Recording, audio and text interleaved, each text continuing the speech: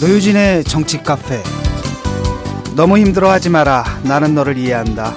민정비서관실에서 너에게 그런 제의가 들어오면 당연히 흔들리는 것도 나도 마찬가지일 것이다. 명백한 대통령의 하명 수사죠. 청와대 문건 유출 혐의로 수사를 받던 최모 경위가 지난 토요일 숨진 채 발견됐습니다. 숨지기 이틀 전 있었던 법원의 영장실질심사에서 최 경위는 청와대가 같은 혐의로 수사를 받던 동료 정보관 한 경위를 회유했다고 진술한 것으로 알려졌고요. 최 경위는 유족이 공개한 유서를 통해서도 다시 청와대 민정수석실의 동료 경찰관 회유를 폭로했습니다. 혐의를 인정하면 입건되지 않도록 해주겠다. 이것이 가족을 남기고 숨지기 직전 최 경위의 눈에 비친 권력의 마지막 모습이었던 것 같습니다. 물론 청와대에서는 부인하고 있지만요. 부정선거, 관권선거 논란을 뒤로하고 당선된 박근혜 대통령의 임기 이제 만 2년을 앞두고 있습니다. 그러나 세월호 대참사의 충격이 옅어지기도 전에 권력은 우리 눈앞에서 이렇게 추악한 실상을 드러내며 빠르게 침몰하는 중입니다. 오늘도 유시민 노회찬 두 분 나오셨습니다. 안녕하세요. 안녕 못합니다. 네, 안녕하십니까. 나라가 이런데 어떻게 안녕을 할 수 있겠어. 예, 지금 집권 2년 차인데 예? 이렇게 빨리 몰락해가지고 말이죠. 나중에 남은 3년 어떻게 하려고 그러는지 모르겠습니다. 근데 진짜 걱정하면서 하는 소리요. 예, 우국의 심정으로 지금 하고 있습니다. 표정은 전혀 안 그런 것 같은데. 지금 걱정하는 표정이잖아요, 이게. 예. 뭐 한 주 동안 두루 평안하셨고요. 안 평안하다니까. 예, 뭐 드라마만 실컷 보다가 또 나왔습니다. 이게 지금 이게 큰일 났습니다. 이게 왜냐하면 이게 시중에 그 사극들이 지금 시청률 떨어질 것 같은데. 시청률 대참사야. 예, 이게 트렌드 사극이 지금 이렇게 라이브로 눈앞에서 펼쳐지고 있어가지고. 그러니까 이게 CJ 엔터테인먼트라는 회사가 있는데 BH 엔터테인먼트가 BH 엔터테인먼트 사극 중심으로 신장기업해가지고. 예, 이것도 라이브 사극이라서 이게 보통 차원이 진짜. 다르죠. 각본이 정해져 있지 않아요. 예. 예, 잠시 전한 말씀 듣고 오겠습니다. 안녕하십니까. 자유인, 문화인, 평화인을 지향하는 노회찬입니다. 실은 제가 이번에 책을 한 권 냈습니다. 제목은 대한민국 진보 어디로 가는가입니다. 위기에 처한 대한민국의 진보, 현주소와 미래를 작심하고 파헤쳐봤습니다. 어디로 가는가? 제가 정답을 자랑하기 위해서 이 책을 만들진 않았습니다. 함께 길을 찾기 위해서 이 책을 시작했습니다. 이번 책에서 제가 온몸으로 겪어온 대한민국의 진보, 그 역사와 야권 개편, 개헌론 등 뜨거운 쟁점들을 모두 막내보았습니다. 때로는 길을 잃어 방황하거나 실책을 범하기도 했습니다. 그러나 여전히 희망이 있다고 믿고 있습니다. 새로운 진보를 위한 대장정, 이제 다시 시작해야 합니다. 그래서 대한민국 진보 어디로 가는가 꼭 읽어주십시오. 읽지 않더라도 꼭 사주십시오. 도서출판 비아북에서 펴냈습니다.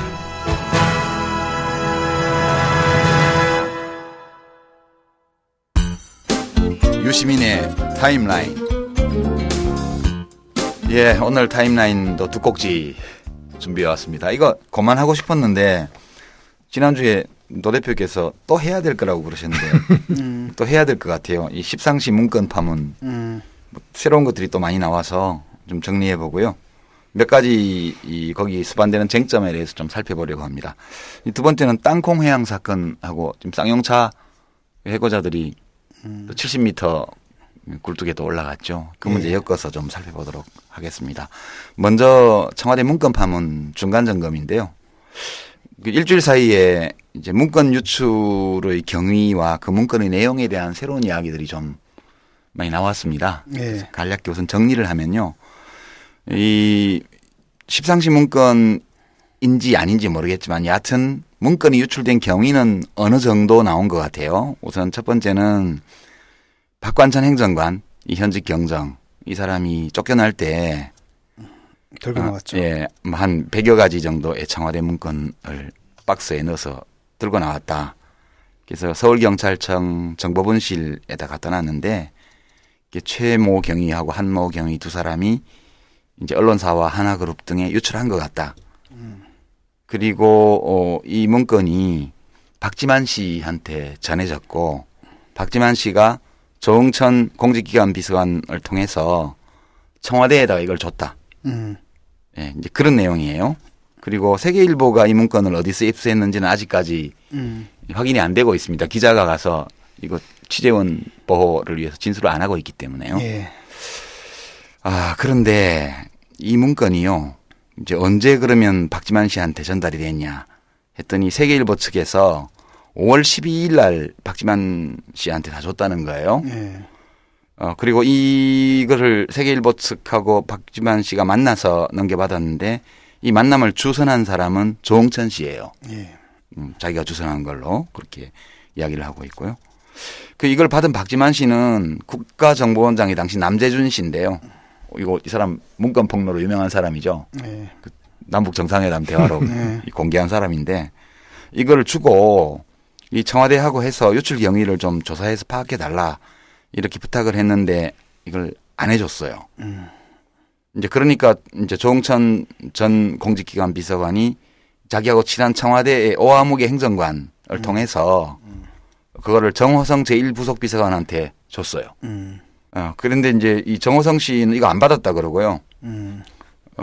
이걸 어떻게 했는지 지금 아직 안 밝혀져 있습니다.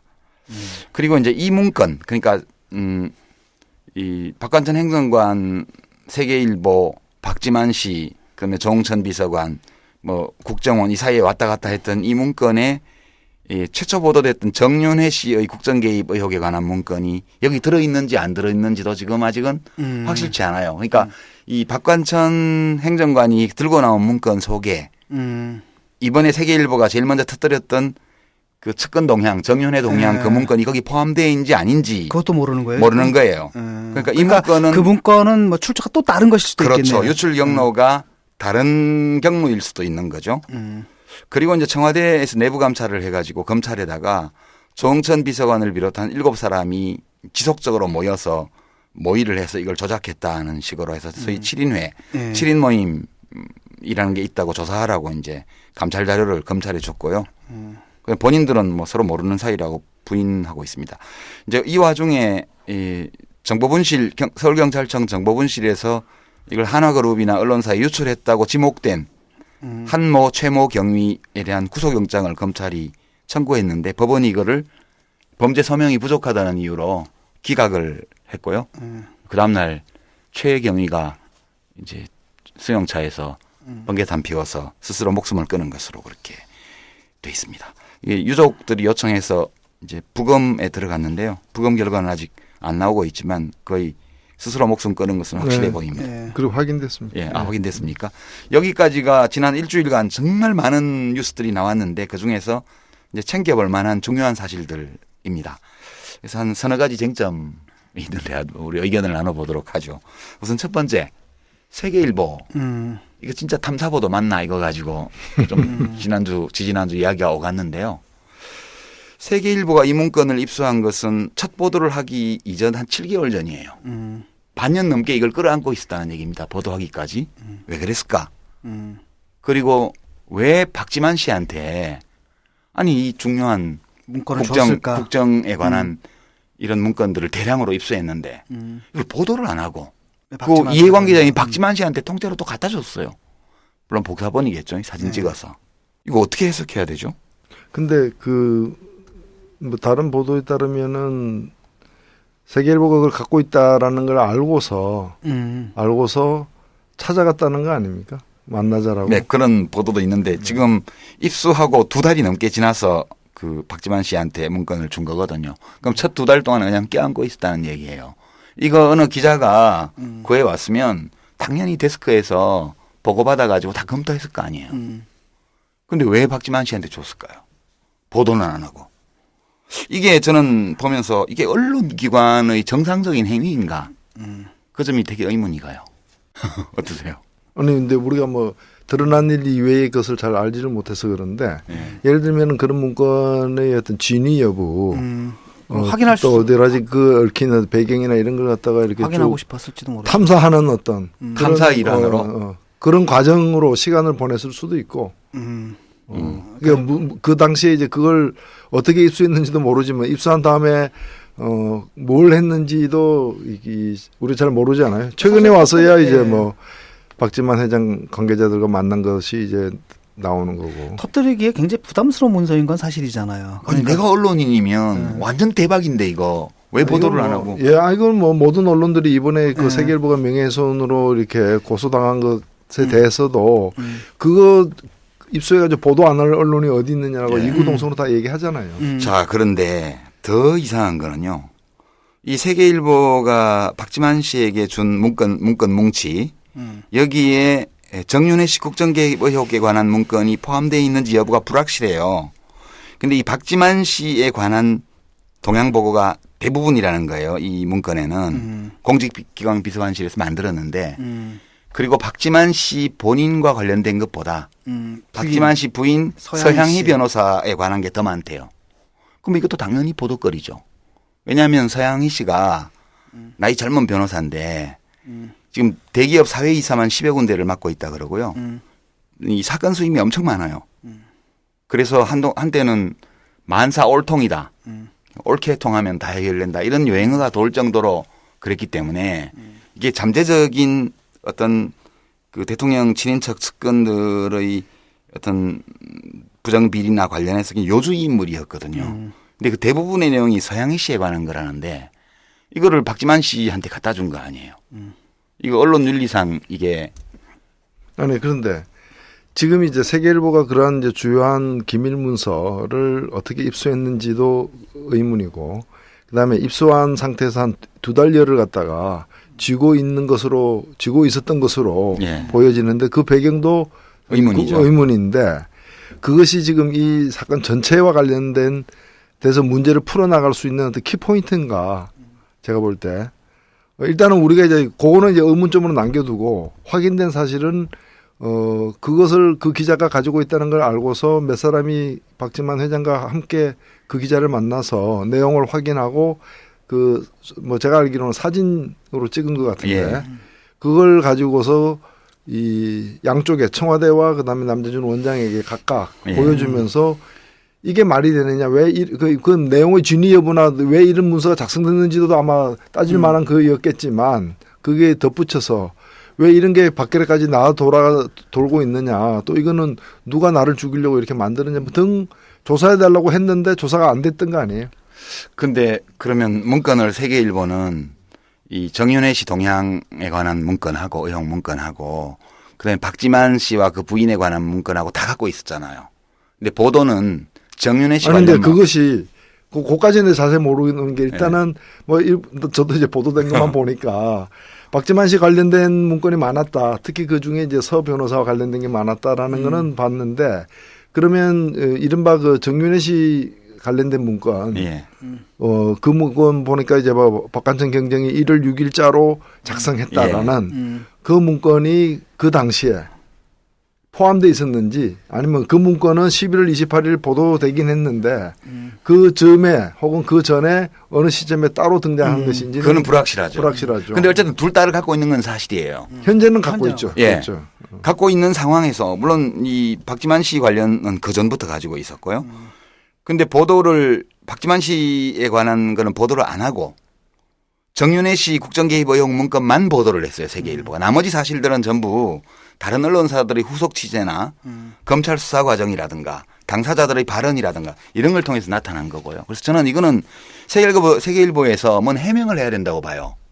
약간 자기들이 편파적인 거죠. 그러니까. 우연이든 아니든 이 국정의 혼선과 관련되어 있는 중요한 동향 보고서들을 입수를 했으면 자기들이 입수한 것이 어느 범위이고 왜 어떤 기준에 입각해서 이 정윤회 씨에 관한 문건만 보도를 했는가 그것도 사진까지 게재해서 이 점에 대해서는 좀 그러니까 예. 결국은 그거잖아요. 그 문건이 두 종류가 있는데 사실 하나는 정윤회를 겨냥한 거고 하나는 박지만을 겨냥한 뭐 건데. 민정실에서는 다 하는 거니까 다 그러니까. 했겠죠. 근데 예. 왜 이거 하나만 했느냐라는 걸 보면 사실 세계일보의 행위도 상당히 어떻게 보면은 약간 이렇게 해명해야 될 박지만 요소가 측에서 있어요. 했던 언론 플레이 그런 오해를 받을 수 있겠죠. 오해를 받을 수 있을 예. 거라는 오해라고 거죠. 하죠 일단. 그거는 심지어 정윤회 문건 1월 6일자 문건과 관련해서도 이렇게 까맣게 이렇게 처리된 부분이 있잖아요. 그렇죠. 그것이 왜 그러면 다 밝히지 않고 그 부분은 네. 가렸느냐. 그래 그것도 좀 와 이상해요. 관련된 해석과 관련해서 그걸 다 하면은 정윤회 씨 문고리 3인방이 농단 부렸다라는 것이 이렇게 논리적으로 모순되는 내용. 항목도 있다라고 또 일부에서는 또 주장하기도 합니다. 그런 주장도 나오고 있죠. 예. 자, 그래서 이거는 하여튼 세계일보가 뭐 압수수색을 당하느니 뭐 그런 얘기가 있고 기자가 이제 불려가서 언론 윤리를 지키기 위해서 취재원 공개를 안 한 거 아니에요. 검찰에 가서도. 그건 좋은 일이었다고 보고요.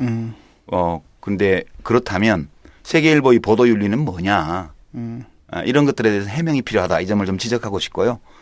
관련해서 또 한 가지 쟁점은 김기춘 비서실장의 문제인데요. 조응천 씨의 말에 따르면 자기가 공직기강 비서관인데 이제 박관천 씨가 작성한 문서를 보고했다는 거 아니에요. 김기춘 씨가 비서실장이 특별한 조처를 안 취하고 있다가 얼마 지나고 나서 이제 보고는 비공개로 보고를 했는데 공식 라인을 통해서 박관천 행정관을 잘라라라고 내려왔다는 거예요. 그러면 도대체 이 문건이 밖으로 나돌아다닌다는 사실을 대통령 비서실장이 다 알고 있었는데 취한 조처가 그 문건을 작성한 행정관을 자르는 거였어요. 이거는 국회에서 좀 다뤄봐야 될 내용 같아요. 그죠? 아, 그럼요. 예. 예. 실제로 그 안모 비서관입니까? 이번에 안봉건. 예. 아니요. 이번에 말고 그 사표 처리된 사람. 예. 예. 딴 사람 있죠. 예. 그 사실은 그 박관천 경쟁을 통해 가지고 조응천 비서관이 5월 달에죠. 예. 5월 달에 이제 이런 게 밖에서 나돌고 있으니까 이런 걸 갖다가 좀 이렇게 조사를 해봐라라고 시켰던 사람. 오 행정관. 오 행정관이죠. 예. 그 사람도 사실은 의심받았던 거 아니에요. 예. 그 얘기하는 바람에 예. 너희들이 이걸 이제 무슨 시나리오를 가지고서 유출한 당사자들이 자작극을 하고 있다. 자작극하고 있다라는 오해를 그게 이제 휘말린 사람 중에 하나로 오해를 그래서 받았던 잘렸어요. 거고 예. 이번에 결국 잘린 거 아니에요. 예. 결국은 보면 이 김기춘 비서실장이 이 문건 유출에 대해서 보고를 받아놓고 취한 조처는 문건 작성자하고 그다음에 그 문건 작성에 직간접적으로 관련되어 있는 민정실의 그 조사관들하고 말하자면 이쪽을 다 자른 거예요. 전부 다. 이른바 박지만 라인을 다 정리한 거죠. 그걸 박지만 라인이라고 해석하는 시각이 많이 있긴 합니다만 여하튼. 그러니까 사실은 이 비서실장의 이 행위를 도대체 어떻게 해석해야 될까? 그래서 우리가 해석하기 힘들기 때문에 예. 그 국민들의 알 권리를 위해서 김기춘 저는 비서실장도 그 출두해가지고 참고인 조사를 지수를 받아야 된다고. 받아야 됩니다. 저는 그 사실은 제일 많이 아는 사람이 누굽니까? 박근혜 대통령이죠. 예. 모든 것을 제일 많이 알고 있을 가능성이 높은 분이 박근혜 대통령이기 때문에 박근혜 대통령도 실체적 진실을 갖다가 직접 밝히거나 아니면은 뭐 형사소추는 지금 뭐 면제되고 있는 분이니까 현직 대통령으로서 뭐 참고인 진술이라도 서면으로라도 해야 되는 게 사실은 도리죠. 이제 이 스토리를 이제 마무리하기 전에 조응천 공직기관 비서관의 말을 인용을 하면 이제 7인회라는 게 있어서 여기서 문서 유출도 하고 이제 문서 조작도 하고 자작극도 벌였다. 이게 청와대 감찰의 내용이에요. 근데 조응천 씨가 이거에 대해서 제2의 윤필용 사건이다 이렇게 이야기를 했어요. 이 이야기는 무슨 얘기일까요? 보면 윤필용 씨는 반란 사건으로 이제 잡혀갖고 고생을 했지만 반란 혐의를 이제 뒤집어 썼죠. 그런데 이 사람은 사실은 박정희 대통령에 대한 충성심이 있던 사람이란 말이에요. 아주 오랫동안 충성했던 사람이고 충성심을 가지고 있었고 술자리에서 뭐 좀 말 좀 함부로 약간 한 것 때문에 역모의 혐의를 쓰고 잘린 거 아니에요. 그러니까 조응천 씨가 이 얘기를 한 것은 나는 박근혜 대통령에 대해서 진심으로 충성하려고 했다. 그 얘기를 한 거 아닌가 싶어서요. 만약 그랬다면 이 참 안타까운 일이죠. 그죠? 그렇죠. 사실은 이 보면은 누구도 박근혜 대통령에게 이렇게 그 반역한 사람은 없어요. 네. 어찌 보면은 서로 이제 뭐 호가호위 했을지는 모르겠는데 호가호위 경쟁에서 충성 경쟁을 하다가 더 가까이 가려다가 이렇게 가까이 못 간 쪽이 밀려나는 뭐 그런 측면은 있는 거죠. 죽게 더 가까이 가려다가 아드 상크툼. 그러니까 죽게 가까이 가는 거는 쉬워요. 저 북한산에 올라가면 바위마다 한 분씩 올라가 계시잖아. 그래서 새벽에 등산 가다 보면 깜짝깜짝 놀라잖아요. 야야 이렇게 막 외치고 그런 분들 갑자기 소리가 나서. 예. 남한테 피해를 안 주는 건데 대통령에게 가까이 가기 위해서 이렇게 충성 경쟁을 하다 보면 엄청난 그 국민적 피해를 미치게 되는 거죠. 예. 그런데 대통령이 이제 과거 유경재단 사건 때도 그렇고 이번에도 그렇고 또 여러 그 유사한 정수장학회라거나 또는 심지어는 영남재단 분규라거나 모든 사건에서 일관되게 예, 피보다 진한 물. 예, 그렇죠.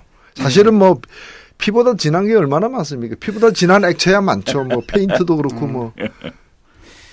예. 예, 이 정도 정리하고요. 이 점을 좀 눈여겨보면서 이제 향후에 전개될 박지만 씨도 곧 출두해서 조사를 근데 받는다고 이번에 그 그러니까. 불행한 사건이 있었던 건 이런 거 아닙니까? 쉽게 말하면 십상시도 좀 검찰 수사 결과는 뭐 가이드라인에 따른 것이라고 하지만 뭐 실체가 없다. 그다음에 또 한편으로 이쪽 라인이 또 7인회잖아요. 예. 7인회라는 것도 사실 실체가 없는데 예. 실체는 없지만 분명히 권력 싸움이 있었어요. 근데 결국 책임이다라는 게 이제 두 경찰관 말단이잖아요. 어떻게 보면. 최말단이죠. 최말단 이 행정관도 아니야. 사람들한테 행정관 밑에. 이게 처리가 되다 보니까 이분들이 좀 억울한 부분이 있었던 게 아닌가. 그리고 지금 또 엇갈리는 게 있어요. 민정수석실 예. 그 얘기가 있지 않습니까? 누구한테 네 죄를 인정해라. 그러면은 네. 뭐 책임 묻지 않겠다라고 회유를 했다라는 것. 에서에서 또 청와대는 그런 적 없다라고 지금 얘기하고 있잖아요. 근데 문제는 이게 원래 검찰로 보낸 게 잘못이에요. 네. 이게 이재호 의원이 그 지적을 했던데요. 이 정치적인 문제인데 아니 대통령도 여당 의원들을 청와대에 불렀으면 이후 경위가 어떻게 되었든 이게 누가 야당에서 공격해서 이렇게 된 게 아니기 때문에 청와대 자체에서 벌어진 문제잖아요. 그러면 경위가 어찌 되었든 이런 일로 국민 여러분께 심려를 끼쳐드려서 대통령으로서 진짜 죄송하다고 사과를 해야 되고. 사과부터 하고 이제 여당한테 그래도 대통령을 믿고 해달라 이렇게 해야 되는 거다. 정윤회 씨가 검찰 출두할 때도 그런 오만방자한 자세가 어딨냐. 경위가 어찌 되었든 저로 인해서 이렇게 국정이 혼란스럽고 시끄러워져서 국민 여러분께 대단히 죄송하게 됐습니다라고 말하고 그리고 저는 억울합니다. 이렇게 해야지라고 얘기한 다음에 인간이라면이라고 붙였는데요. 그게 이제 사실은 정윤회 씨에 대해서 한 얘기예요. 근데 일부 언론 보도에서는 박근혜 대통령한테 대해서 그렇게 사람이라면 적어도 이걸 붙인 것처럼 이렇게 보도된 경우도 있었는데요. 그 지적이 맞는 것 같아요. 원래부터 이걸 검찰에 보낸 게 잘못이에요. 내부에서 벌어진 일이기 때문에 내부 감찰을 통해서 확인하고 그리고 대통령이 사과할 건 사과하고 책임 물을 건 책임 묻고 그렇게 정리를 했어야 되는 문제인데 검찰로 끌고 가니까 이게 일파만파잖아요. 네, 제가 볼 때는 그 말씀은 맞는데 1차로 제가 볼 때는 그 조홍천 이 비서관을 내보낼 때 그리고 이제 3월 달에 2월 달에 이 박관천 네. 경정을 내보낼 때, 전보 발령시킬 때 자기들 방식으로는 내부 정리를 한 거예요. 했는데 그때 왜 그러면 확실하게 옷을 벗기거나 심하게 하지 않았느냐. 내용이 일부 사실이기 때문에 그렇게까지 할 건 아니고 해서 대충 다시 이런 걸로 시끄럽게 만들지 말라는 식으로 정리를 했는데 다시 풀고 나잖아. 다시 이게 11월 달에 언론을 통해 가지고 온 세상에 다 알리면서 들어오니까 이거는 이제 그 내부에서 하는 방식으로는 더 이상 안 된다고 보고 사실 이건 그 이제 사법 처리의 힘을 빌어서 이걸 징치하려고 했던 거죠. 떠넘긴 했는데 거죠. 뭐. 예. 사실은 검찰을 동원하면 더 믿지 않게 된다는 그렇죠. 것에 대해서는 별로 생각을 못했던 것 같아요. 하여튼 대통령 하기 힘들어요. 일단 그러니까 뭐 그런 말이 있지 않습니까? 어쨌든 이 사건이 불거졌고 그 국민들의 의혹이 깊었기 때문에 이제 김기춘 비서실장 이하 또 그 문고리 3인방이라는 사람들 이 사람들을 인적으로 일단 벌써 쇄신을 해야 된다라는 게 사실 조중동에서까지도 얘기하고 있는 부분이에요. 아, 그런데 그 사람들 없으면 대통령이 일상 업무를 처리를 못 한다니까요. 예. 그리고 뭐 이름만 바꾼다고 뭐 또 달라지겠어요? 똑같은 사람 갖다 놓으면 똑같이. 저는 한 가지 말씀드리고 싶은 게 뭔가면은 이 문제와 관련해서 가장 뭐 우리 박근혜 대통령이나 비서실장 얘기도 했습니다만 뭐 그분들이 쉽게 실체적 진실을 갖다 규명하는데 협조할 것 같지는 않고요. 그렇다면은 그 두 분 말고 실체적 진실을 가장 많이 알고 있을 가능성이 높은 사람들이 누구냐? 저는 친이 계열 새누리당 국회의원들이라고 생각합니다. 아, 또 여권 분열 공작을 이렇게 꼼꼼하게. 아니요. 이건 왜냐하면 이분들이 사실은 이분들의 그 주장에 대해서 우리가 귀를 좀 덜 기울였던 그런 후회가 들어요. 반성을 하면서. 예. 왜냐하면 이분들이 이와 관련된 얘기를 2007년에 그렇게 많이 했었어요. 예, 걱정된다고. 그렇죠. 새누리당 대통령 후보를 갖다가 이렇게 확정하는 과정에서 당시 박근혜 후보의 그 측근과 관련된 여러 문제들에 대해서 수없이 얘기를 갖다 했는데 그때 우리가 굉장히 그걸 무시했죠. 같이 반성합시다. 그렇죠. 네. 뭐 정도원 의원 같은 분들도 아주 구체적인 진술을 많이 했었어요. 이분들이 요즘에 왜 앞장서지 않는지. 저는 오히려 친박 의원들은 잘 모를 거라고 봐요. 여기는 뒤에 찜찜한 게 있으면요. 박근혜 대통령한테는 못 대들어요. 아 그렇습니다. 예, 뭐 어디 누구한테 용돈이라도 받아서 썼다든가. 강을 몇 개 또 팠던가. 뭐 그러면 진짜 이거 겁이 나서 못 하는 거예요. 이재호 의원이 저렇게 하는 거 보니까 이 양반은 뭐 그런 거 없나 봐. 물에 담갔다가 털어도 먼지 나는 이런 그런 건 없나 봐요. 직접 불러서 한번 물어볼까요? 예, 그 한번 아마 추진해 보겠습니다. 이 정도 일단 중간 점검하고요. 두 번째 이슈는 땅콩 회항. 이게 이제 십상시 문건 못지않게 지난 한 주 내내 시끄러웠던 거예요. 우선 뭐 경위를 간단히 정리를 하면요. 비행기 타서 어떤 서비스가 마음에 안 든다고 여성문을 호통치다가 사무장이 비니까 사무장을 또 하고 그런 다음에 비행기 못 뜨게 할 테니까 니 내려 이래갖고 사무장을 내려놓고 온 사건이에요. 그냥 예, 그냥 이렇게 이분들이 원래 평소에 잘 하던 거예요. 그런 건데 이게 비행기에서 해버려가지고 이 문제가 심각해진 거죠. 그 이런 사건인데 조금 이제 보도는 워낙 많기 때문에 배경을 좀만 이제 조사를 해왔습니다. 이분들이 어떤 분들인가? 조양호 씨 일가가 이 저 한진그룹의 이 조양호 회장 일가가 어떤 분들인가를 좀 조사를 했는데요. 우선 대한항공기는 그전에 아주 한 15년 전에 아주 엄청 심각한 위기를 맞았었어요. 그렇죠. 1997년도에 괌에서 여객기 추락해서 225명이 사망을 했고요. 승무원, 승객 다 해서. 그 다음해인 1998년도에 김포공항 활주로 이탈 사고가 났고요.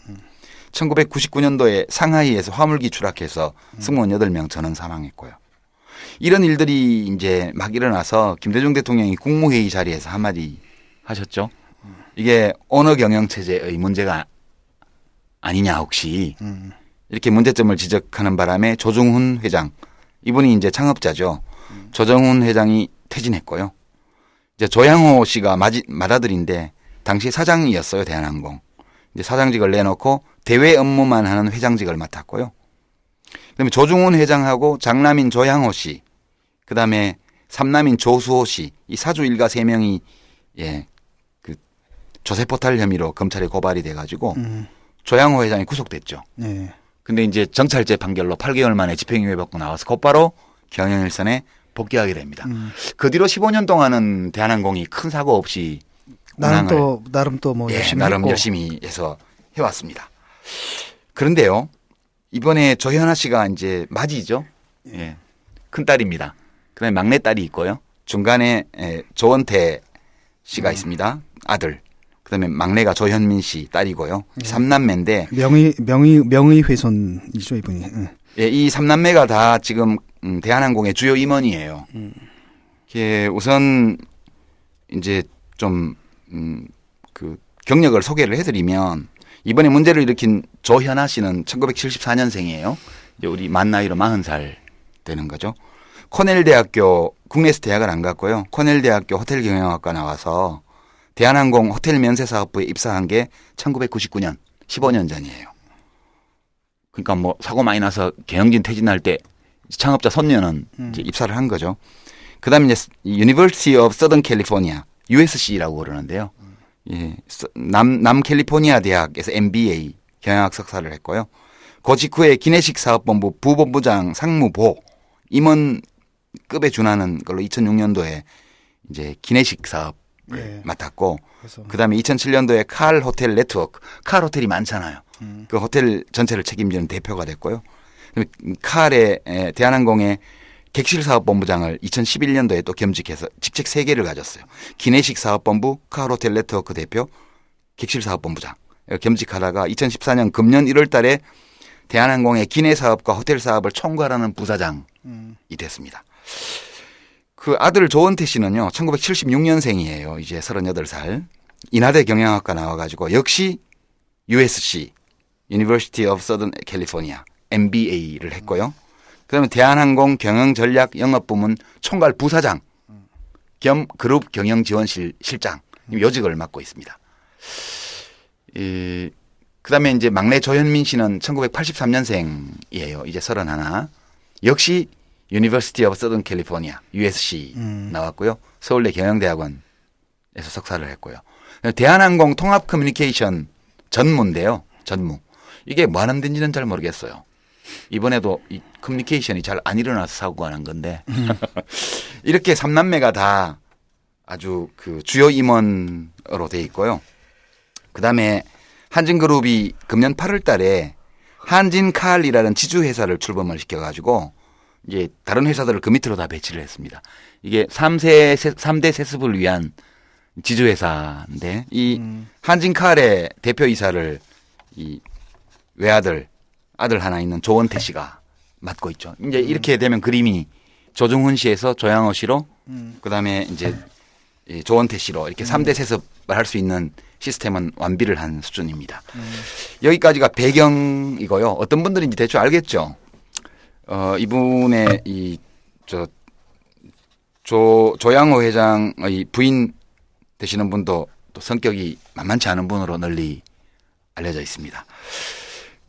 사건과 관련해서 보면 제일 첫 번째 문제는 조현아 부사장이 어느 정도 수준에서 했냐.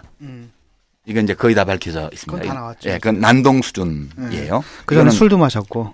아니, 이게 이제 처음부터 제가 술 취해가지고 실수했습니다 이랬으면 그냥 혐의로 막을 수 있는 거였어요. 근데 이제 그렇게 안 하고 엉뚱하게 해서 지금 가래라도 못 먹는 스타일로 왔는데 우선 이거 사무장, 그다음에 승무원, 그다음에 옆자리에 앉았던 1등석 승객의 증언으로 이미 이제 이게 난동 수준이었다는 건 다 밝혀진 걸로 보이고요. 쟁점이 몇 가지 있습니다. 첫 번째, 이게 진짜 궁금하던데요.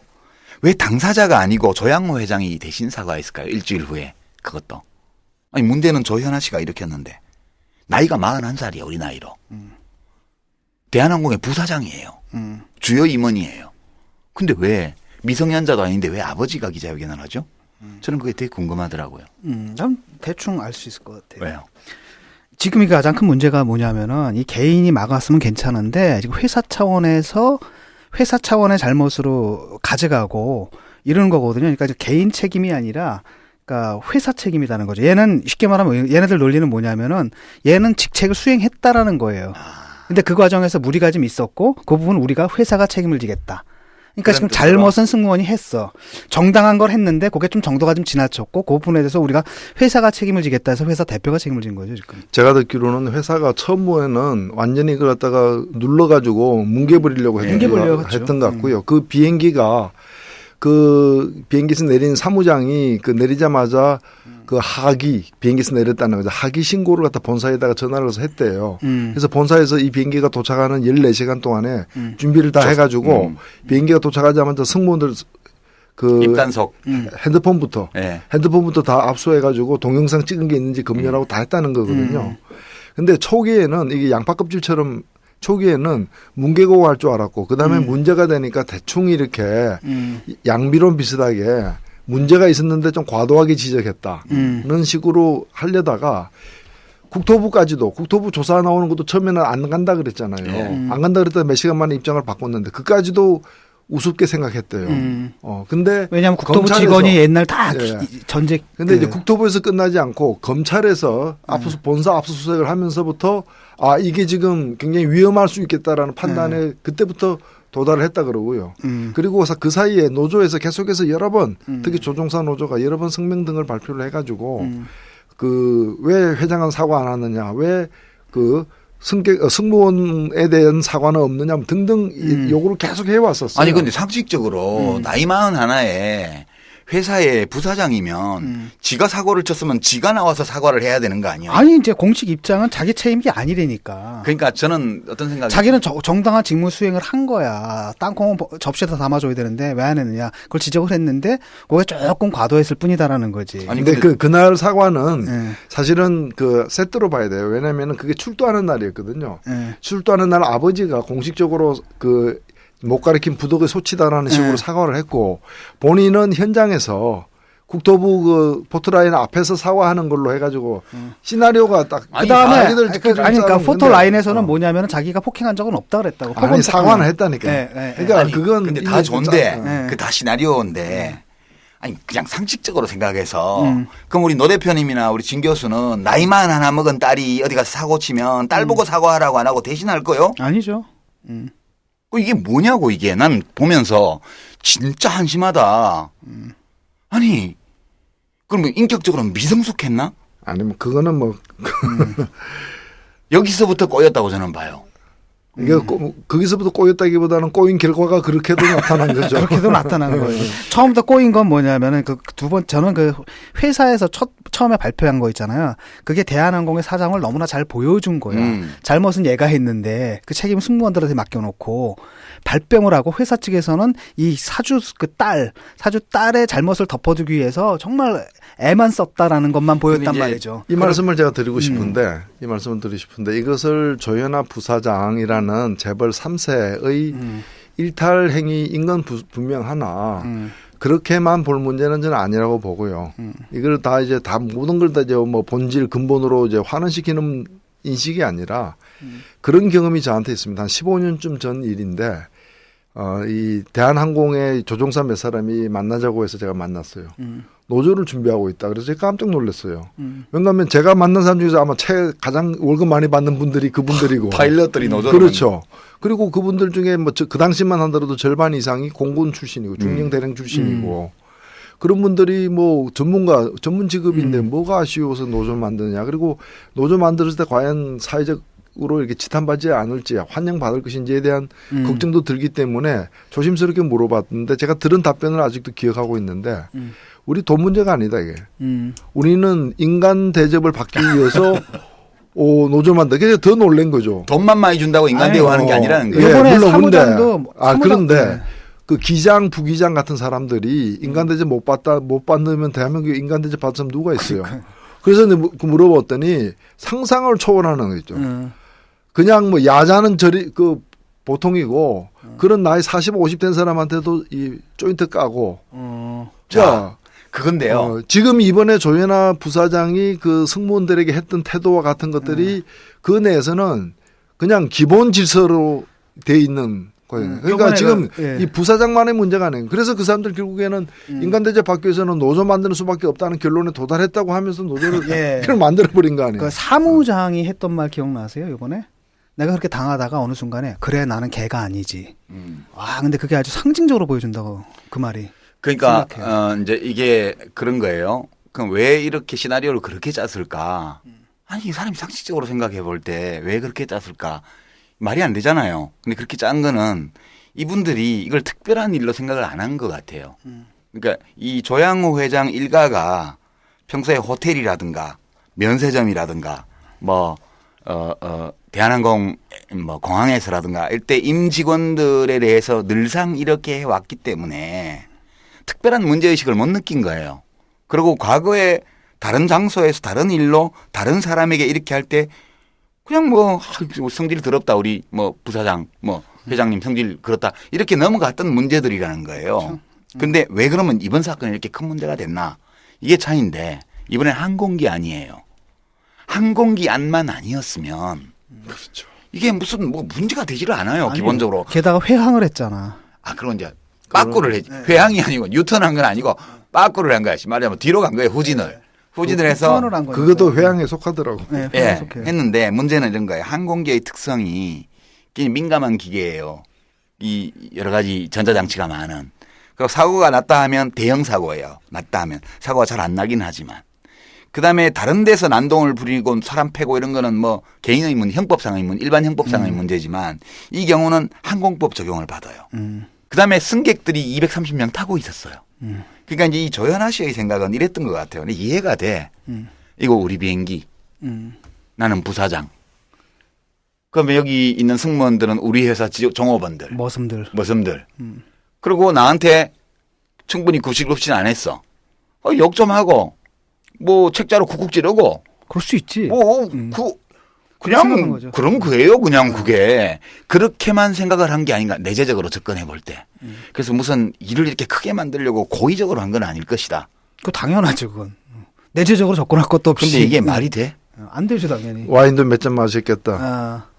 그 같이 있던 승객 그때 1등석 승객 1등석에 딱 한 명이 그 앞좌석에 있었는데 그 사람 보니까 업그레이드 시켜줘가지고 원래는 비즈니스석 예약한 사람인데 단골 승객이다 보니까 업그레이드 시켜서 그 앞에 앉았는데 이 사람은 그 사건 목격하고 그 네이버 라인 통해 가지고 다 보낸 뒤에 그 실황을 갖다가 오갔던 얘기까지 다 적어서 네. 아는 사람에게 보낸 뒤에 오는 내내 스트레스 때문에 14시간 동안 굉장히 고통스러웠대요. 근데 이제 그 목격자의 말에 따르면은 그 장본인은 잘 잤다는 거 아니에요.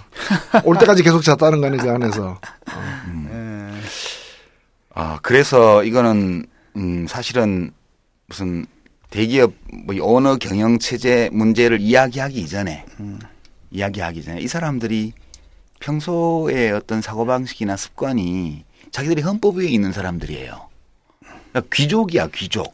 헌법 위가 아니라 이분들은 헌법 이전 분들이야. 아, 내가 볼 땐. 헌법 이전 분들이에요. 네, 그 전근대적이잖아요. 사고방식이. 예.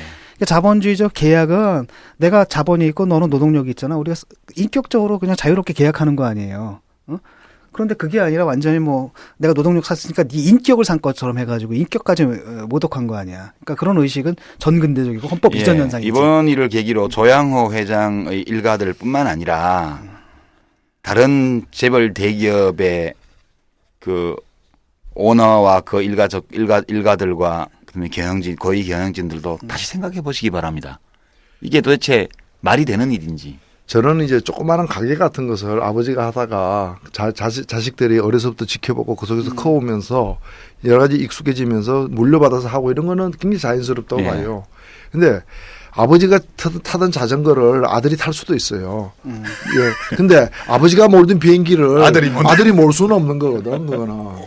그거는 고도이기가 이런 대기업 운영하는 거는 여기에 걸맞는 능력을 가진 사람이 이렇게 전문 경영인들이 해야 되는 것이지. 그걸 아버지 소유라 그래가지고 아들, 손자, 손녀가 물려받아서 하는 것 저는 위험한 일이 어디 있어요. 이 삼남매가 뭐 다른 모르겠지만 지금 그 아들 조원태 씨의 부사장의 경우에도 여러 가지 과거 행위들 그 임직원들에 대해서 함부로 하는 그게 증언이 많이 나오고 있고요.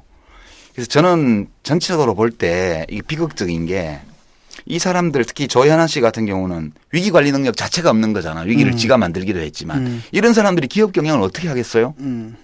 그러니까 네. 기업 경영의 자질로 보면 미국에 있는 대학에 MBA 나왔다고 기업 경영 자질이 있는 게 아니에요. 이거는 회사에 대한 민폐고 어찌 보면. 그리고 이 대한항공 이름을 한진항공으로 바꾼다면 몰라도 대한 이 코리아가 붙어 있잖아요. 회사 이름에. 지금 나라망신이죠. 지금 뭐 일본이고 미국이고 뭐 애니메이션도 나오고 막 난리가 났죠. 페이스북 영문 페이지, 대한항공 영문 페이지에 그 달린 외국인들이 쓴 글들 있잖아요. 댓글들 이렇게 보면은 그냥 어떻게 이렇게 교육 안 받은 어린애와 같은 일을 하고 있느냐. 맞아. 근데 이 조현아 부사장이 뭐 소문에 따르면 그 3명 중에서 제일 낫대요. 그런 소문도 있습니다. 네, 제일 영민하대. 네. 제일 나은데 그런 거예요. 지금. 예, 제일 나은데. 나머지는 미루어 짐작할 수 있겠습니다. 그 명의 훼손했던 그분 보면은 이제. 자, 이 사건 관련해서 한 가지만 더 좀 의문을 제기하고 싶은데요. 이제 이 사건 때문에 보도가 쏟아지는 가운데 쌍용차 해고자들 중에 26번째 사망자가 나왔고요. 예. 그다음에 그 해고자들이 두 분인가요? 세 분? 네, 두 분이 두 분이 올라갔어. 70m 굴뚝 위에 지금 올라가서 고공농성을 이 혹한에 하고 있습니다. 올라간 날 26번째 사망자가 나타났죠. 예. 그런데 우리가 이 조현아 씨 사건을 보면서 엄청 분개하잖아요. 근데 사실 이 승무원하고 그 사무장을 인간 대우 안 한 거 잘못이지만 사실 수백 명을 단칼에 정리해고한 거에 비하면 훨씬 작은 악덕이에요. 근데 사람들이 왜 이 상대적으로 작은 악덕에 대해서는 이렇게 막 흥분하고 분개하면서 수백 명의 가장들을 한꺼번에 해고해버린 이 사건에 대해서는 왜 분개하지 않을까요, 사람들이? 우리가 어디 문제가 있는 걸까요? 그런 생각이 들더라고요. 그 대법원의 문제인데 이번에도 그렇고 판결이 그렇게 나버린 거 아니에요. 두 번째로 또 그 마트 있잖아요. 영업 문제. 예, 대형마트 아니다. 그러니까 이런 판결들 딱 나오는 거 보면 진짜 뭐랄까 그냥 판사 될 걸 잘못했다 이런 후회 들지 않아요? 대법원 판사 돼가지고 행정법원 판사 돼서 거기 앉아서 판결 똑바로 해주는 게 좋을 텐데. 아니요. 내가 제대로 판결을 했으면 거기까지 못 올라가겠죠. 수면 위에 드러난 걸로 보면은 서로 다른 빙산의 봉우리처럼 보이나 이 두 사건은 좀 밑으로는 물 밑에서는 연결돼 있다 봐요, 사실은.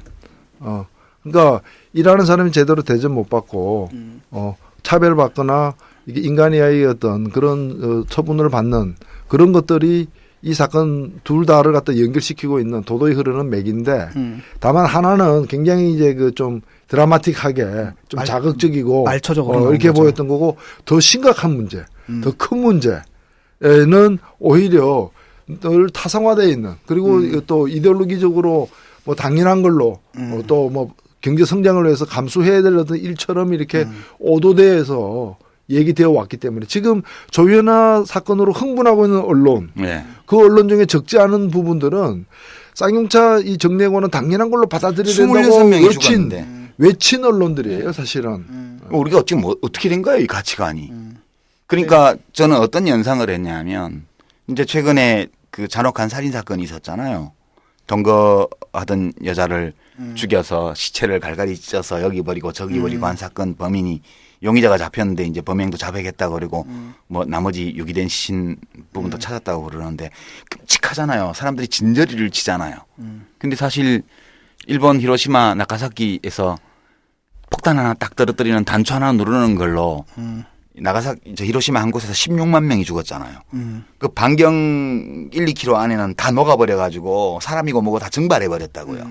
그러니까 이게 서류에 사인해서 수백 개의 가정을 파탄속으로 몰아넣는 이것이 항공기 안에서 마카다미아 판매량이 엄청 늘었다고 그러던데 땅콩 서비스 제대로 안 했다고 욕하고 소리 지르고 어깨 밀고 책자로 쿡쿡 찔러서 손등에 상처 내는 거에 비하면 수백 배 수천 배 끔찍한 짓이에요.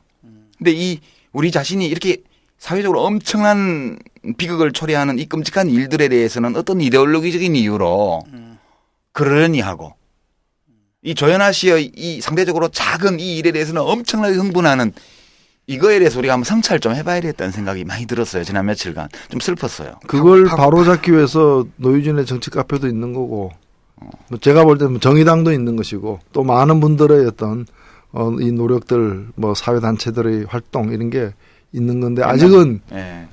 미약한 거죠. 박완서 씨가 그런 말 했죠. 왜 우리는 사소한 일에만 분노하는가. 그런 것도 있고 김소영 시인의 시 중에 보면 바람 앞으로 나는 얼마나 작으냐.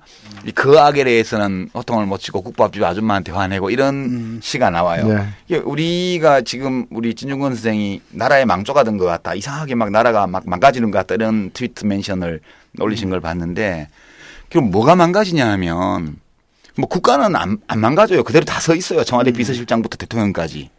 뭐 이름도 모르는 총리 장관들 10수명이 다 그냥 있습니다. 지금 총리가 누구죠? 정암웅이라고 있어요. 정신대 뭐 이름은 잘 모르겠어요. 정인혜 씨는 알아도 총리는 모릅니다. 네. 그러니까 정호원이구나. 무너지고 있는 게 뭘까 이렇게 본다면 우리들 각자의 심리, 우리들의 가치관, 우리들의 마음, 우리들의 감정이 무너지고 있는 거 아닌가. 그런 생각 들어서요. 크게 화내야 될 때는 화 좀 내고요. 네. 그렇게 좀 살았으면 좋겠다는 생각이 좀 들어요. 너무 슬펐어요. 며칠간. 이 정도로 타임라인 정리하겠습니다. 예. 예.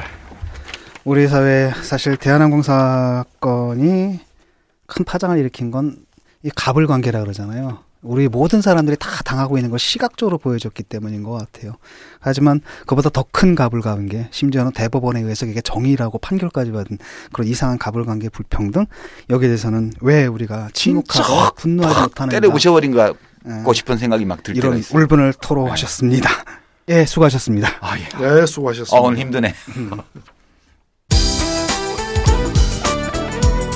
노회찬의 증문즉답. 예, 노회찬의 증문즉답. 오늘 질문은 그래서 어떻게 됐는데입니다. 굉장히 짧죠. 네, 지난번에 서울시 인권 헌장을 제정하는 과정에서 빚어진 여러 문제점들을 짚고 의견을 나누는 이제 시간을 가졌는데요. 그 일이 어떻게 처리됐는지는 이제 뭐 간단하게나마 말씀을 드려야 될 것 같습니다. 12월 11일 그 농성하고 있는 분들은 농선을 해산했습니다. 그리고 농성 해산하기 전날 그분들이 주체가 되어서 적법하게 통과된 서울시 인권 헌장을 발표를 해서 선포하는 세계 인권 선언일에 맞춰서 선포를 했고, 물론 원래는 그 자리에 서울시장님도 오셔야 되고 각계각층에서 많이 참석해야 되는데 그냥 그걸 간절히 바랬던 분들만 참석한 채 일방적으로 어찌 보면 또 선포를 한 셈이 됐고 그 직전에 이제 박원순 시장을 만나서 시장은 상당한 이제 뭐 참석자의 말에 따르면 사과를 했고 다만 이걸 어떻게 앞으로 하겠다라는 얘기는 이제 하지 않음으로써 그냥 과정에 대한 유감 표명만 하고 이 일은 그냥 끝나버린 것 같습니다. 물론 이로써 모든 일이 끝났다고 생각하는 사람은 없을 겁니다. 그래서 저는 이것이 우리에게 남긴 과제가 뭔가, 숙제는 뭔가, 우리는 그러면 좀 분노하고 좀 좋아했던 사람이 이렇게 싫어하고 이러면 다 정리되는 일인가? 박원순 시장 그럴 줄 몰랐는데 실망이야 이러고 끝내. 예, 뭐 그러고 또 시간 지나면서 또 잊어먹고 뭐 그러고 끝날 일인가?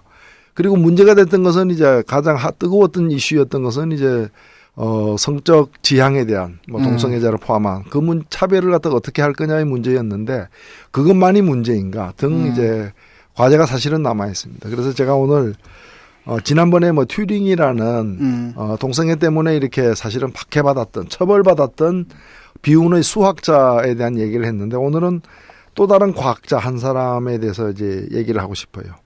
최근에 이분이 뉴스에 등장했는데 일단은 뉴스 제목은 뭔가 하면은 자기가 받은 노벨상을 팔겠다라는 겁니다. 그 메달을.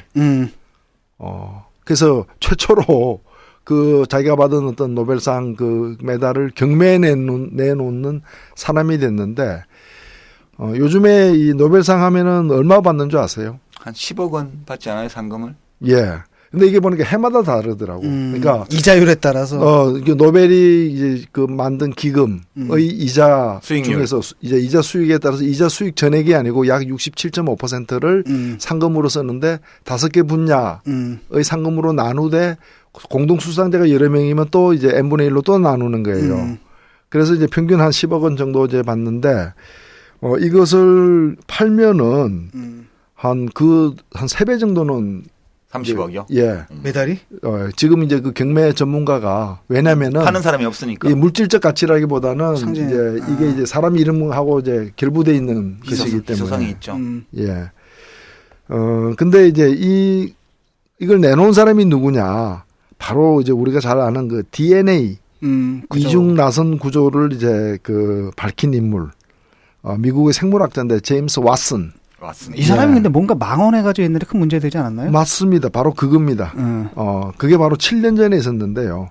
이 사람이 1962년 그 노벨 생리의학상 공동 수상자였고 또 살아있는 사람 중에서 가장 위대한 과학자로 이렇게 지칭되는 사람인데 이분이 7년 전에 2007년도죠. 영국 어떤 신문 선데이 타임스와 인터뷰를 하면서 이 인터뷰에서 처음 한 발언은 아닌데 몇 번 이제 발언해서 무리를 빚었던 발언을 또 한 거예요. 그게 뭔가 하면 이제 흑인에 대해서 흑인이 유전적으로 열등하기 때문에 그 사람들을 갖다가 백인하고 똑같다는 전제하에 아프리카를 지원한다거나 여러 시책을 피는 것은 잘못됐다. 이 얘기를 갖다가 자신 있게 이제 한 거예요. 모든 이가 평등하기를 원하지만 과학적 진실은 그게 아니다라는 식으로 이제 얘기를 갖다 한 겁니다. 우생학이구나. 네네네. 했는데 이 일종의 뭐 백인 우월주의 내지 흑인 인종 차별적 발언이죠. 근데 이런 발언하면 이제 혼나는 건 당연한데 문제는 어디 있는가 하면은 혼나고 끝나지 않았다는 거죠. 혼나고 끝나지 않고 영국에서의 모든 현지 강연, 출판 계획, 기념회 뭐 이런 게 다 줄줄이 취소되고 결국에는 미국으로 돌아갔더니 미국 자기가 속했던 연구소에서도 이제 해임이 됐고 그리고 그 자기가 관여하던 어떤 그런 기업들 있지 않습니까? 거기서도 전부 다 계약이 그럼요. 해지되면서 프로젝트 안 하지. 예. 그래서 완전히 사회로부터 사실은 추방된 겁니다. 그리고 7년이 지나면서 이 사람은 드디어 끼니를 걱정해야 될 상황까지 도달을 한 거예요. 근데 그런 사람의 노벨상 메달도 살까 누가? 네. 근데 아직 팔리지는 않았는데 물론 그것도 희소 가치가 있지. 그것도 이렇게 뭐 인종주의자 돈 많은 사람이 사주면 되겠네. 인종주의가 노벨 수상. 예. 근데 이제 저는 이것이 단순히 이 사람 뭐 이게 특이한 사례이긴 하지만은 제가 그 지난번에 영국 갔을 때 들었던 얘기가 뭔가 하면은 공적인 위치에 있는 사람들 크든 적든 인종 차별적 발언을 하면은 그런 의견을 제시하거나 발언을 하게 되면은 그게 민간 기업에 어떤 소속돼 있는 사람이라 할지라도 그것까지도 다 직이 이제 해제된다는 거예요. 그리고 여기에는 여야 보수 진보가 없다는 거예요. 네. 그러니까 영국에도 보면은 지금 지난번 EU 선거 등에서 그 극우 세력들, 인종차별적 극우 세력들이 표를 좀 얻지만은 그거는 주로 취업 제한 이런 정도의 주장만 하지 근본적인 인종차별적인 입장을 택하는 건 아니라 그러고 그것이 영국 보수당에 의해서도 완강하게 거부당하고 있다. 그 양식이 있죠. 여러 보수당들은. 그러니까. 네. 그렇죠. 그래서 저는 이 문제를 보면서 여기서 이제 지금 문제가 되고 있는 거는 이제 인종차별의 문제지만은 사실은 우리나라가 지금 유엔 인권 그 감시센터로부터 아시아에서 가장 인종차별이 심한 나라로 사실은 우리가 지금 주시되고 있는. 그리고 우리끼리도 차별하니까 외국인에 대해서 또 차별하지. 그러니까 외국인 노동자들만이 네. 아니라 이제 이런 상태에서 저는 이번 서울시 인권 헌장을 단순히 동성애 문제로 좁혀서 보거나 또는 인권선언을 하냐 마냐 혹은 박원순 시장이 왜 변했냐 안 변했냐의 문제로 이렇게 좁게만 볼 문제는 아니다. 지금 사실 북한 인권법 뭐 만들어야 되지 않느냐 가지고도 뜨거운 이슈가 되고 사실은 저는 중요한 문제로 생각합니다. 근데 우리는 남한 인권법은 어떻게 됐는가? 이 남한 인권법이 제가 볼 때는 지금 국회의 계류적인 차별금지 기본법. 사실은 인권의 문제는 굉장히 폭이 넓지만 그중에 굉장히 핵심적인 문제는 뭔가 하면은 부당한 차별이 허용되는 그런 관행이나 법률 문화를 갖다가 바꾸는 문제거든. 그래서 지금 우리나라는 차별금지법이 유엔의 권고에 따라서 참여정부 때 사실은 제정이 시도되었고 시도됐지만 그때 성공하지 못했습니다. 그리고 이명박 정부 때 그다음에 이번 박근혜 정부 때 지금 세 차례에 걸쳐서 변천을 겪었는데 처음에 제가 볼 때 가장 좋았던 그 법안은 참여정부 당시에 당시 법무부가 입법 예고했던 안이에요. 그거 괜찮아요. 네, 그거 괜찮은.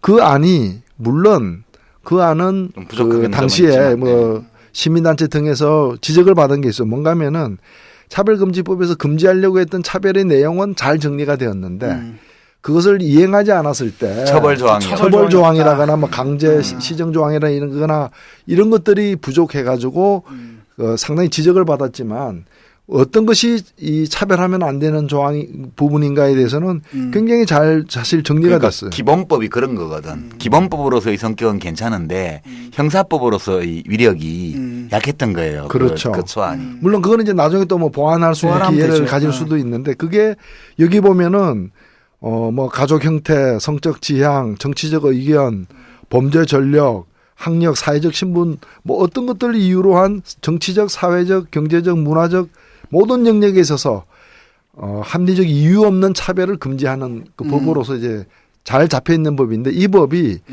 그 말기에 참여정부 말기에 그 김성호 법무부 장관이 들어서면서 완전 엎어졌어요. 이 사람이 굉장히 보수적이고 그 후에 뭐 국정원장도 했던 분이죠. 이분이 입법 예고까지 된 이 조항 중에서 7개의 성적 지향을 포함한 7개의 차별 금지 항목을 삭제를 했어요.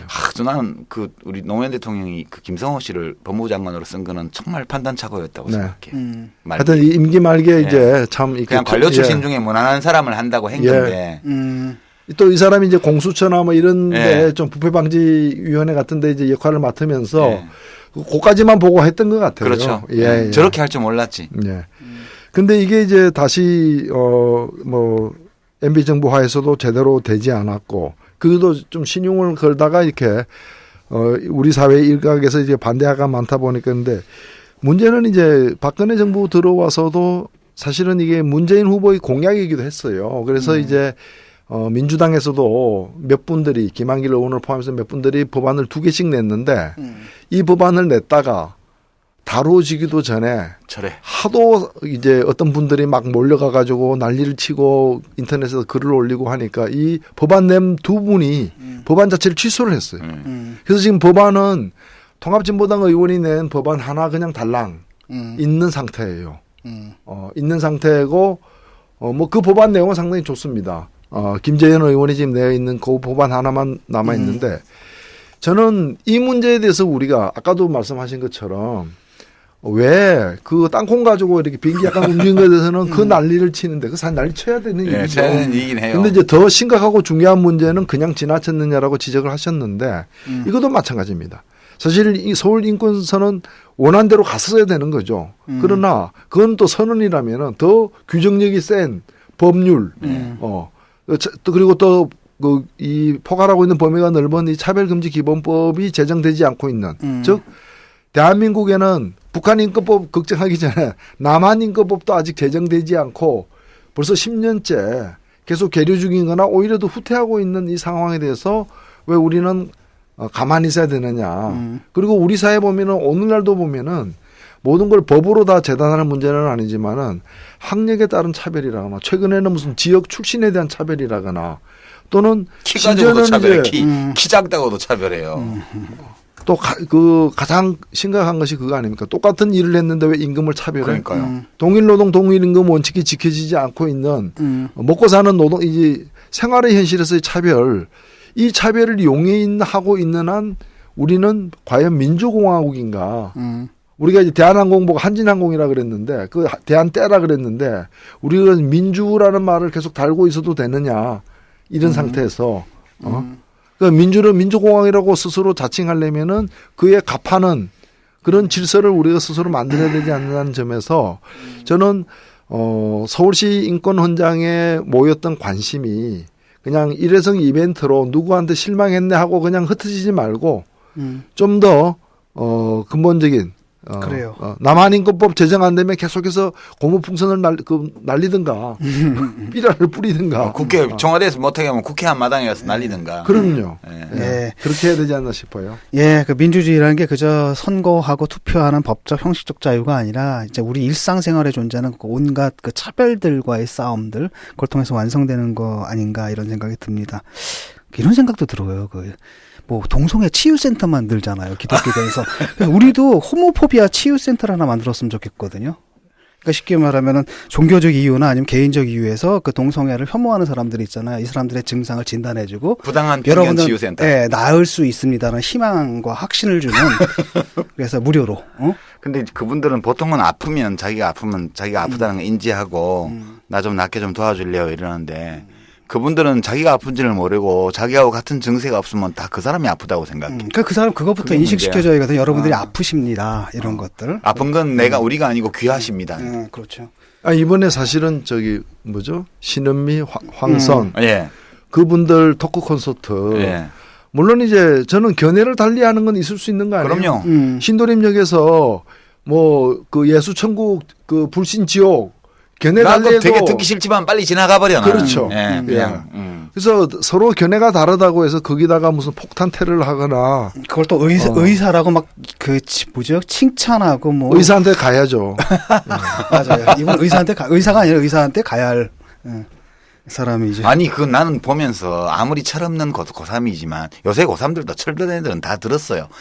봉길 센세가 뭐야? 봉길 센세가. 그러니까, 윤봉길에서는 도시락 폭탄으로 홍코 공원에서 그냥 거기 중국에 와 있던 일본 군부 수뇌부를 날려버린 분 아니에요. 그렇죠. 근데 일본 문화에 또 확 젖이네. 그러니까 그 사람을 센세로 부른 거는 모욕이지. 그러니까 윤봉길 선생님 뒤에다가 센세를 붙여가지고 그걸 또 의사라고 투사라고 하는 놈들은 또 뭐야? 그 일별하는 데가 그런 거 아니에요? 그러니까 쉽게 말하면 김구 선생님을 테러리스트라고 부르고 이런 애를 갖다가 의사라고 부르는. 그거는 총리 지명자도 되게 그런 경향이던데. 예, 좀 어처구니 없는 일들이 좀 위험한 겁니다. 왜냐하면 이 고등학생이 지금 폭탄 만들었잖아요, 지금.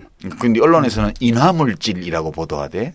근데 뭐 성분이 폭탄이잖아요, 그게. 아니, 뉴욕에서 났던 그 테러. 아니 근데 그 전에 그 남일당 빌딩에서 뭐 해안병 좀 만들고 이러면 폭발물이라고 그랬잖아요. 도시 테러리스트라고. 그랬던 신문들이 언론들이 지금은 이 건에 대해서는 황산까지 들고 가는데 인화물질 던졌다고 나오더라고. 무슨 인화물질을 던져서 거기 펑 터져가지고 사람이 화상을 입었는데. 참 답답한 현실입니다. 진짜 우리 화 좀 내고 살자고 이제. 예. 사실 그 차이와 차별을 구분해야 되는 것이고 차이는 어차피 있는 건데 저는 결혼식 가면 이제 그 젊은 신랑 신부한테 간혹 그런 얘기를 해줍니다. 결혼이란 신랑과 신부 남자와 여자의 차이를 다루는 예술이다. 나도 써먹어야겠다. 가끔 줄여보는데. 차이를 즐기는 예술이다. 민주주의라는 것이 차이를 차별의 나락으로 떨어뜨리지 않는 것. 그리고 존재하는 차이를 갖다가 어찌 보면은 공존의 기쁨, 더 큰 어떤 시너지 효과를 발휘하는 이 바탕으로 삼을 수 있는 능력, 이게 바로 민주주의라 생각되거든요. 경제학에서는 그걸 그렇게 표현하는데 똑같은 현대차 2대 있는 것보다는 한 대는 현대차, 다른 차는 브랜드가 다른 차. 그게 다양성에 대한 욕구가 인간의 본능으로 있대요. 똑같은 거 10개보다는 서로 다른 거 10개를 더 좋아한대요. 당연하죠. 우리가 무지개 7가지 색깔이 다 똑같았다면 우리는 더 이상 쳐다보지 않았을 거예요.